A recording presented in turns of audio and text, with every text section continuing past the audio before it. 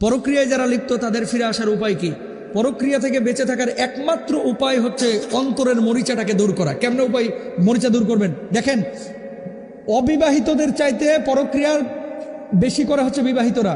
আমি দুইটা থিম বলে যাই আপনাদেরকে, জীবনে পরক্রিয়ার মানসিকতা আসবে না। এক নম্বর থিম, এই চোখ দুটা, ফাল আইনা নে জেনা হুমান নাজার। নবীজি বলছেন যে এই চোখের জেনা হচ্ছে খারাপ কিছু দেখা, জিহ্বার জেনা হচ্ছে খারাপ কিছু বলা। স্বামী এবং স্ত্রী এই যে আবদ্ধ হইল, স্বামী এবং স্ত্রী দুইজনের সাথে, প্রত্যেকটা স্ত্রী যদি মনে করে আমার স্বামীটা পৃথিবীর সেরা স্বামী, এর চাইতে ভালো স্বামী আর নেই, বিশ্বাস করেন আরেকজনের বউয়ের আরেকজনের স্বামীর দিকে কখনো তার কুনজর যাবে না, ঠিক কেনা? প্রত্যেকটা স্বামী যদি মনে করে আমার স্ত্রী যেটা আমার নসিবে ছিল এটাই আমার সেরা স্ত্রী, পৃথিবীর বুকে এর চাইতে ভালো স্ত্রী আর নাই, এটা যদি মানসিকভাবে সে সেট আপ দিতে পারে, আল্লাহর কসম করে বলতেছি ওই স্বামীর চোখ কখনো আরেকজনের বউয়ের দিকে পড়বে না, ঠিক কেনা?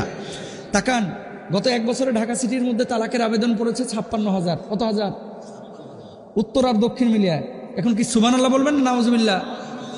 নাউজুবিল্লাহ। বড় ভয়াবহ অবস্থা ভাই বাংলাদেশের। মানুষ শিক্ষিত হচ্ছে কিন্তু মনুষ্যত্ববোধ দিন দিন তলানিতে চলে যাচ্ছে। আমার মা বোনেরা আগে একটা ধমক দিলে দরজা লাগায় বসে থাকতো যে জামালের বাপের মাথা গরম হয়ে গেছে, পরে বাইর হমো। আর এখন আপনি ধমক দেওয়ার আগে আপনারা ধমক দিয়ে ঘুষি মেরে আবার থানায় যা বলে যৌতুকের লাগে মারছে। কথা কন ঠিক কিনা? কোন স্ত্রী তার স্বামীকে মারতে পারে না, ঠিক কিনা? কোন স্ত্রী তার স্বামীকে মারতে পারে না। যে স্বামীকে স্ত্রী আঘাত করে সেই স্বামী জাহান্নামী, সেই স্ত্রী জাহান্নামী, সেই স্ত্রী জাহান্নামী, সেই স্ত্রী জাহান্নামী। স্বামীও মারবেন না, স্বামীকেও মারবেন না। শুনেন, 81% তালাক এটা মেয়েদের পক্ষ থেকে ছেলেদেরকে। আগে তালাক দিত ছেলেরা, এখন তালাক দেয় বেশি মেয়েরা, অথচ ইসলামে এটা নিষেধ। 89% তালাকের কারণ হচ্ছে পরক্রিয়া।